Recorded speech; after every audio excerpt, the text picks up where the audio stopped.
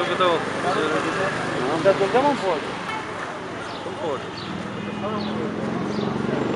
कुछ कहना भी आप फिक्र मत करिए, आप फिक्र मत करिए।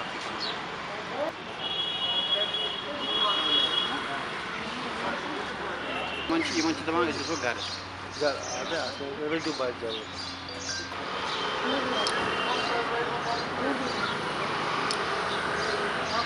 ठीक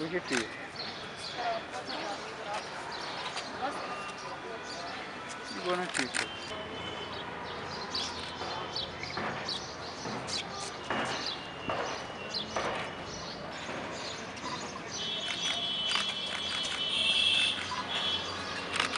डिटेल से तो आप दूर दूर से हैं, हंदवारा से, कुपवारा से? जी नहीं, ये हम लोग मुख्तलिफ जगहों से हैं, कुपवारा से, हंदवारा से और यहाँ श्रीनगर से। हम ख़वातीन बेसिकली जो हम ख़वातीन हैं, हमारा ताल्लुक़ जो है वो पाकिस्तान से है।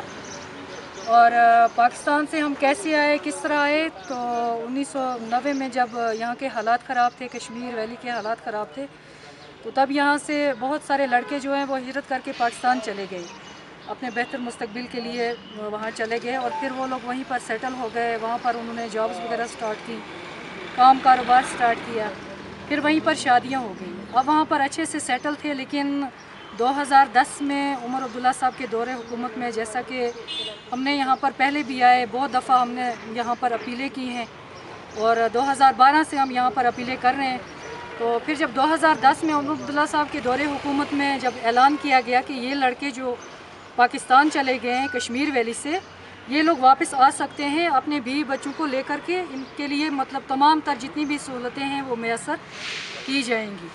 तो इन्हें, इनकी जो फैमिलीज़ हैं, इनको आने जाने का मौका भी दिया जाएगा, इनके पासपोर्ट वगैरह इनको दिया जाएगा, इनकी पहचान दी जाएगी, सिटीज़नशिप दी जाएगी।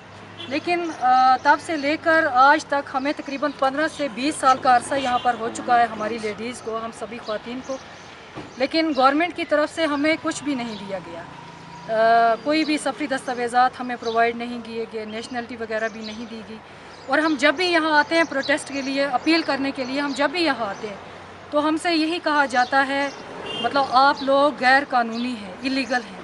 तो इलीगल तो तब होते जब हमें मतलब हुकूमत की इजाज़त के बगैर हम लोग यहाँ इंटर हुए होते।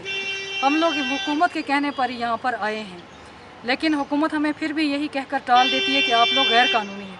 अब देखिए हम ख़वातीन का क्या कसूर है, हम लोगों ने शादियाँ की हैं, शादियाँ करके हम लोग यहाँ अपने वतन वापस आए।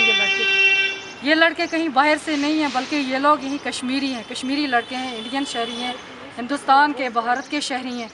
तो इन्होंने भी कोई जुर्म नहीं किया। अगर हम छुप कर आए होते, गैर कानूनी यहाँ आए होते, तो हम लोग छुप कर बैठे होते। जाहिर सी बात है, हम लोग यहाँ सड़कों पे आकर इस तरह हम ख़वातीन अपीलें करने पर मजबूर नहीं होती, क्योंकि हमारा और हमारे बच्चों का कोई कसूर नहीं। अब हमारे बच्चों को लीजिए, उनका मुस्तकबिल भी ख़तरे में है, क्योंकि उनके पास कोई पहचान नहीं, कोई आधार नहीं, कुछ भी नहीं।